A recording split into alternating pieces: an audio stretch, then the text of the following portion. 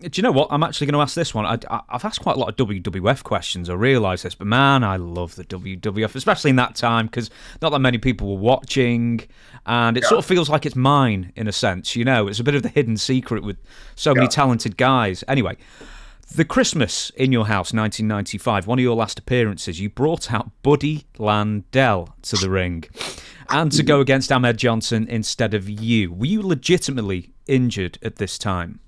Yes, yeah. I had hurt my back. Christmas. So it would have been the week of Thanksgiving in Richmond, Virginia. The That's when the ring had Davy Boy had sunk right through the mat, and What? 20 minutes. What's this? So in Richmond, Virginia, the Monday before Thanksgiving. So Monday was our last day on the road. We would be off Tuesday, Wednesday, Thursday. That Friday back in the Spectrum in Philadelphia. Saturday in the Garden. This was my last week. I'd already put my notice in, had my out. That Vince wanted me to work, and I knew I was going to job on the way out. Newsflash: I've never really beaten anybody, and I've never really lost anybody. We are pro wrestlers, right? So, it beat me on the way out, no problem, Vince. Okay, I got to lose. Come on, Jesus. So in Richmond, we had gotten there. This is back when they still did the 1 hour tape, 9 o'clock live. 10 o'clock to 11 o'clock, another tape. 20 minutes to 9, I'm the first match with Razor on Raw, live at 9 o'clock. About 20 minutes till 9, Davey Boy's in the ring. If you remember, Davey Boy always stomped with both feet. So he goes to headbutt this guy, and his leg right up to his knees. So he looks like a little 3-foot guy in the ring, the old dwarf thing, right? And of course, they got to stop the match, and like a ton of ring crew converges on the ring, and they're tearing the ring apart and fixing the ring. And as they've tightened the ropes and they've not had a chance to test the ring, the pyro's going off and the music's hitting. They're diving out of the ring to get out. I didn't pay attention to that. I've looked back. I've since seen this stuff after, gone back and tried to figure out what happened.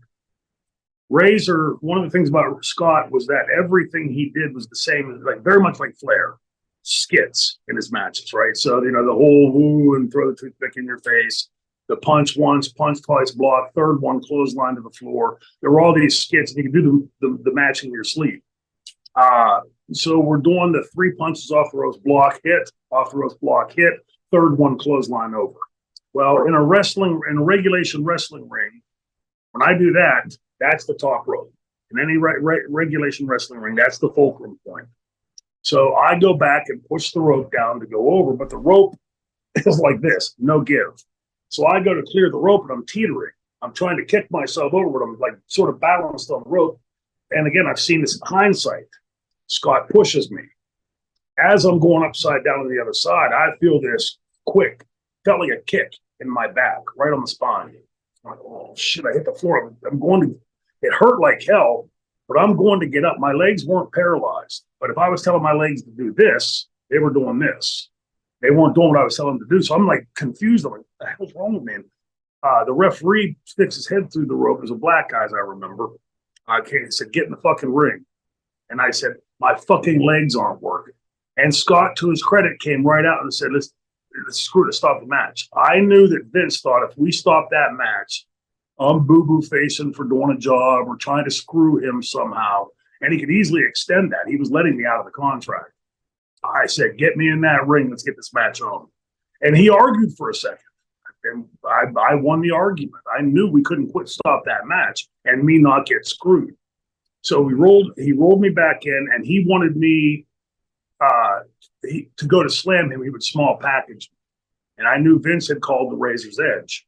I said, no, give me the edge. Give me the edge. We argued for a second in the ring. If you watch closely, you'll see there's like a hesitation.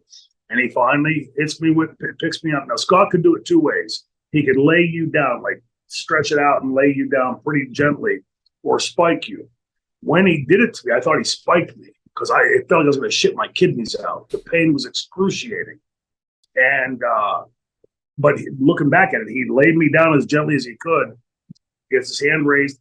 They sort of like roll me out of the ring like a hunk of beef or something. And I plopped down. I can't walk. I'm trying to get him. I'm still confused. Like, what's wrong with my legs? They send some referees down, I forget who, and they help me back. As soon as we get to the curtain, they let me go. I collapsed to the floor. Now, think about this. I don't care if you were at the shopping center and you saw somebody collapse to the floor, you would instantly go, oh my God, are you okay? Right? I mean, you would instinctively, as a human being, just react. Nobody did. And I crawled from gorilla position on my elbows, army style. The Richmond building, where the dressing rooms are from the gorilla position, is probably 150, 200 yards. It's a long haul. So I literally had to crawl past the boys watching the monitor, past all the personnel coming up and down the hall. I'm crawling on my elbows all the way down the hall to the room I'm dressing in with Dustin. As I get there, I go to push it open, and Dustin is opening the door. He sees, oh shit, and he helps me up. And I told him, dude, I'm hurt. Go get a doctor quick. I knew something was wrong. Well, he was gone for several minutes, and he came back with an EMT. The EMT came in and gave me like this quick checkup. He goes, you have a pretty good muscle spasm in your back. Well, I'd never had a muscle spasm in my back, so I thought, well, this guy's an EMT, knows what he's talking about. Flying home that night and flying home the next day, I was in extraordinary pain. And I knew something was wrong. So I didn't go home. I went straight to my doctor's office, Larry Bell. And he checked me out and he said, same thing. Let's just go home, rest. You know, if it gets worse, go to the emergency room. But he wanted it to calm down and come back after Thanksgiving. So, you know, once that swelling and stuff subsides, you get MRIs get occluded when you're swelled up like that. So now, unfortunately, I got to go on the road. So I told him I got Friday and Saturday on the road. He said, come back on Monday. We'll MRI you then. So I get to the building in Philly, Spectrum. I'm wrestling Savio Vega both nights. Popcorn match, throwaway. And the first night, being in Philly, I pick a chair up, go on the floor, go to hit Savio with it. Of course, the place goes crazy, right? The ECW guy picks the chair up, and the referee pulls it out, and Savio gets the better of me, throws me in. At one point during the match, I had to pull myself up on the ropes. I couldn't stand up. I knew something was wrong. We take the match home, and as I'm coming back, you walk up a ramp in the Spectrum, and Vince is standing there like this. I thought I said no chairs. I said, did I use a chair? Like, shut the fuck up. I didn't use a chair. And me using a chair is me hitting you with a chair, not picking it up going, hey, everybody, a chair. So now I got one more night. That night in Philadelphia, we stayed at the Old Comfort Inn, me and my driver, Damian Farron, who passed away a couple of years ago. He was the merchandise manager for ECW. I took 30 Percocets that night, not all at once, and drank a case of beer, just trying to get some sleep. I was in so much pain. Slept in the fetal position, didn't get a minute of sleep.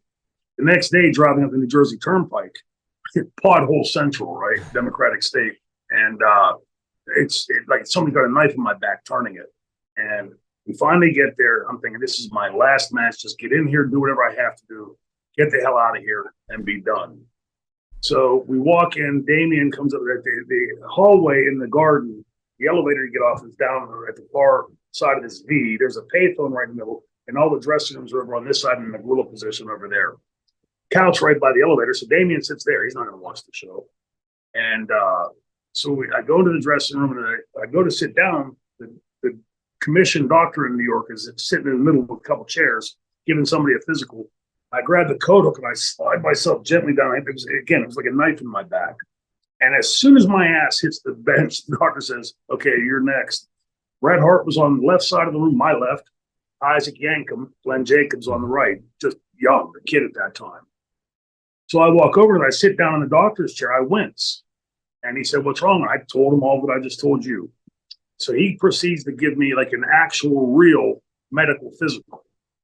And like 15, 20 minutes. And he said, 23 years as a commissioned doctor, I've never done what I'm about to do. I said, what's that? He said, I'm failing you. You can't wrestle. This is turned into a nightmare, right? As a doc, this is my last night working with this asshole.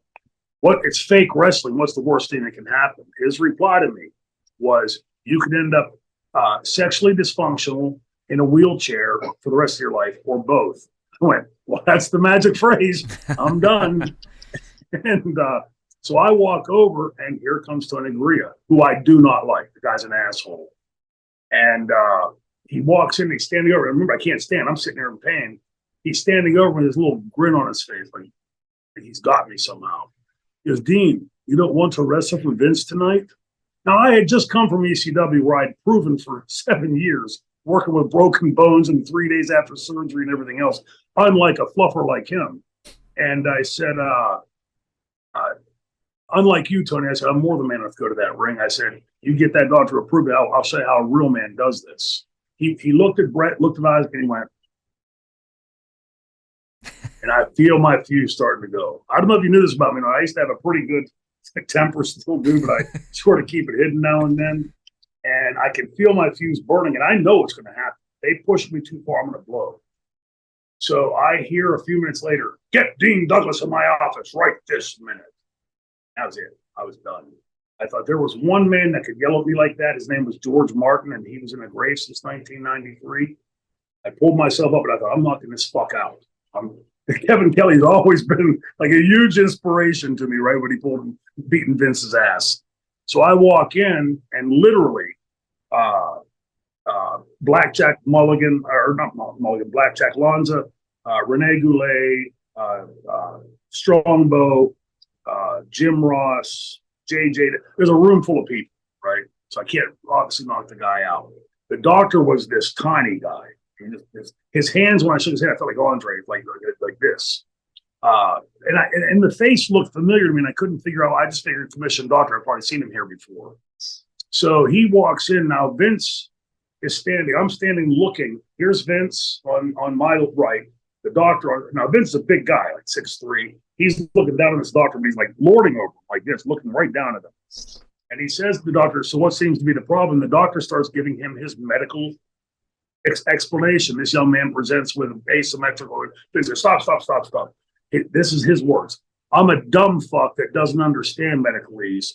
So give it to me in layman's terms that a dumb fuck like me can understand it. Now I'm watching him like right here in front of me, like this. The doctor says, okay, this young man presents with no reflexes in his left side.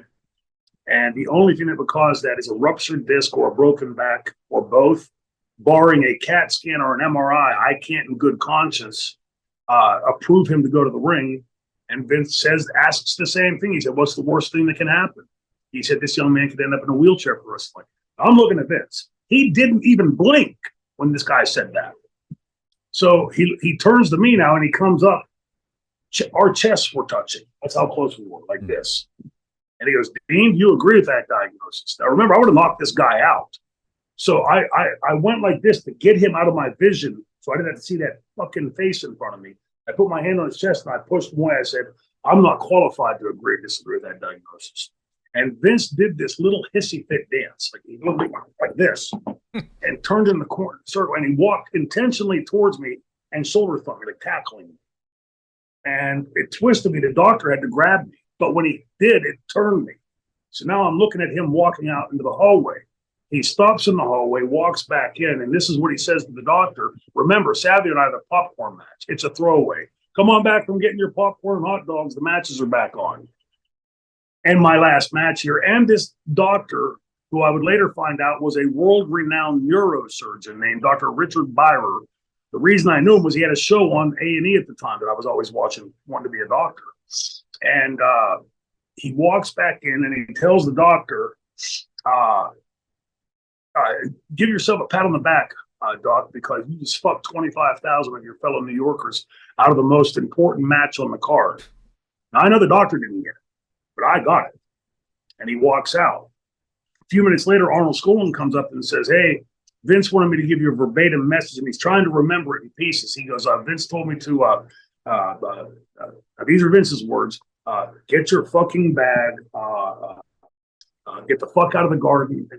Oh, yeah. He doesn't need your motherfucking services anymore.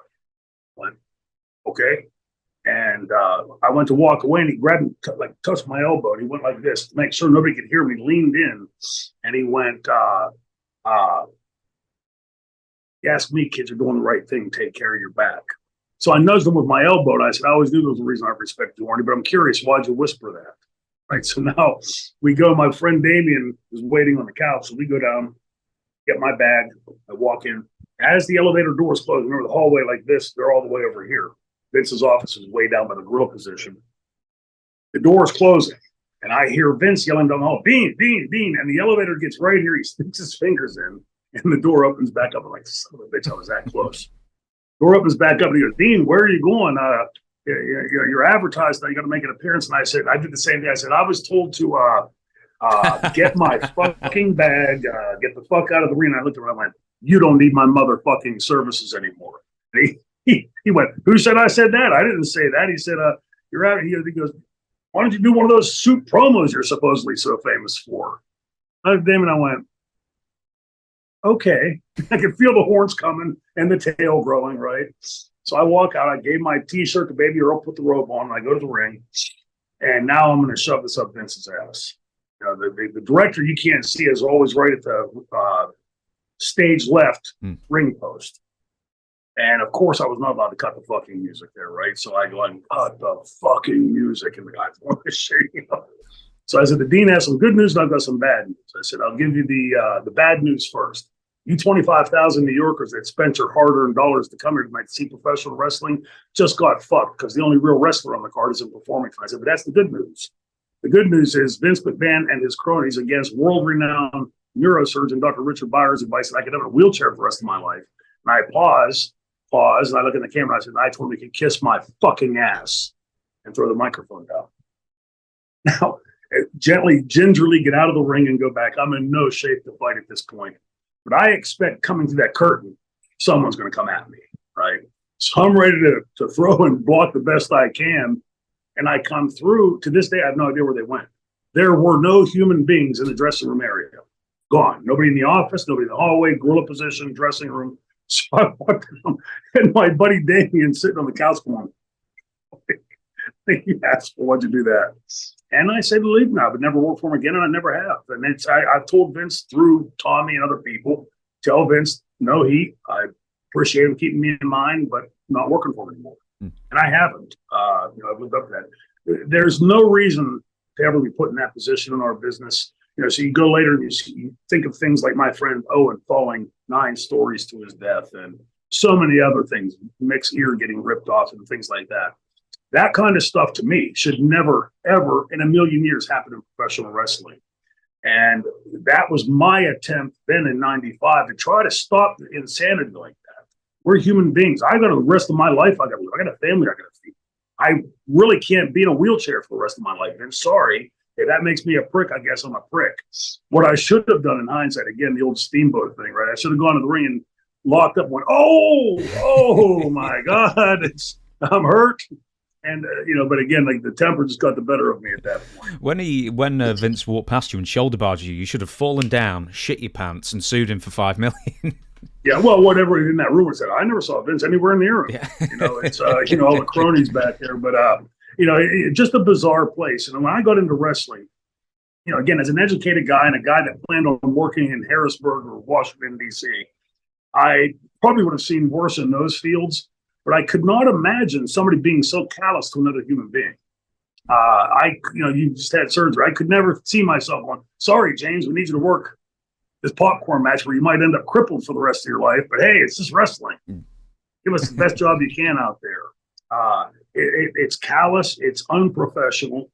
To me, it's inhuman. And I'm sure if there were other guys there, I know it's happened to other guys. But I also know that a lot of guys self-censor themselves because in some way they conjure images in there. Maybe Vince will call tomorrow. It's like, Vince don't call tomorrow.